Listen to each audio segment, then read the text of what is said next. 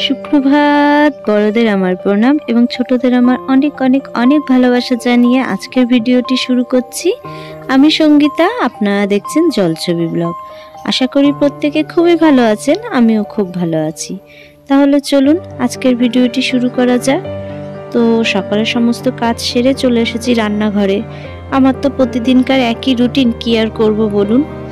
তাই তো সকালবেলা দেখুন রান্না করে নিয়েছি ডাল আর কুমড়ো ভাজা। তো ডালটা একটু ওবেলার জন্য অল্প একটা বাটিতে তুলে নিয়েছি। আর করব শোল মাছ বেগুন দিয়ে ঝোল। তো 3 পিস মাছ আবার রেখে দিয়েছি, কালকেও হয়ে যাবে। আগের দিনের ভিডিওতে তো আপনারা দেখেইছেন ওর বাবা কত বড় একটা শোল মাছ পেয়েছে জালে। তো আমরা কিন্তু বেগুনটা ভেজে নিই না, ঝোলেই ছাড়ি। আমার শাশুড়ির কাছ থেকে এইভাবে রান্নাটা আমার শেখা। তো শেষে একটুখানি দিয়ে দিলাম ধনেপাতা আর জিরের গুঁড়ো।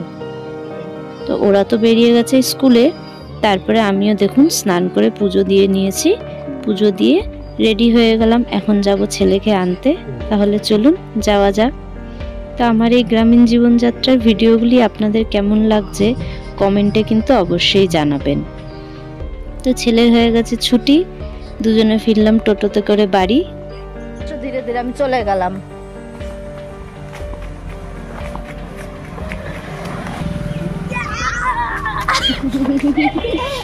পাগল দৌড়ায় না। ছেলে তো আজ ভীষণ খোশ মেজাজে রয়েছে, সে তো আপনারা দেখতেই পাচ্ছেন স্কুল থেকে আসার সময়। কারণ ওর আজকে লিখিত পরীক্ষা শেষ, এখনো যদিও আরো 2টো পরীক্ষা বাকি রয়েছে ওর, ফিজিক্যাল এডুকেশন আর ওয়ার্ক এডুকেশন। তো কালকে ওর ওয়ার্ক এডুকেশন পরীক্ষা, তো সেটার জন্যই এখন দেখুন ঘর বানাতে বসেছে। ওর বাবা ওকে একটু হেল্প করে দিচ্ছে। হ্যাঁ, ওর বাবাকে হেল্প করছে না, ওর বাবা ওকে হেল্প করে দিচ্ছে। এটা কিন্তু সত্যি কথা, আমার ছেলে কিন্তু স্কুলের মোটামুটি ছোটোখাটো যে কোনো প্রজেক্ট একাই বানিয়ে নিতে পারে। ঘরটা একটু কঠিন, তাই ওর বাবা ওকে একটু হেল্প করে দিচ্ছে। না হলে এই যাবৎকাল ছোটো মোটো যতটুকু যা কাজ স্কুল থেকে দেয় ও একা একাই করে নেয়। হয়তো কাটাকুটাটা আমি করে দিই, কিন্তু এখন তো সেটাও করে দেওয়া লাগে না। ও বেশ সুন্দর কাটিং করতে পারে কিন্তু। তো যাই হোক, দেখুন অনেকটা রাতই হয়ে গেছে, কিন্তু ওদের ঘর প্রায় কমপ্লিট হয়ে গেছে। তো ঘরটা কালার করার আর সময় পায়নি, তবে এমনিও ঘরটা খুবই সুন্দর লাগছিল। তো ওরা তো ওদের কাজ করছে, আমি আবার এদিকে রাতের রান্না বসালাম। ফ্রিজে যত রকম যা সবজি ছিল সব রকম সবজি এক সাইজে ডুমো ডুমো করে কেটে নিয়েছি।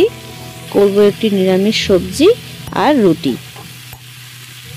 তেমন কোনো কিন্তু মশলাই দেব না, ওই 5 ফোড়ন দিয়ে বসিয়েছি, ব্যাস এইটুকুই। আর লবণ হলুদ দিয়ে একটু কষিয়ে জল দিয়ে ঢেকে নেব, তাহলেই হয়ে যাবে। তো এই ফাঁকে আটাটাও মেখে নিই। তো দেখুন তরকারি কিন্তু আমার হয়ে গেছে, এবার রুটি কটা করে নিলেই হয়ে যাবে। তাহলে আজকের ভিডিওটি এখানেই শেষ করছি। আশা করি আপনাদের ভালো লেগেছে।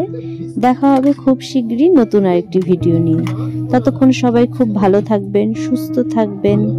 টাটা।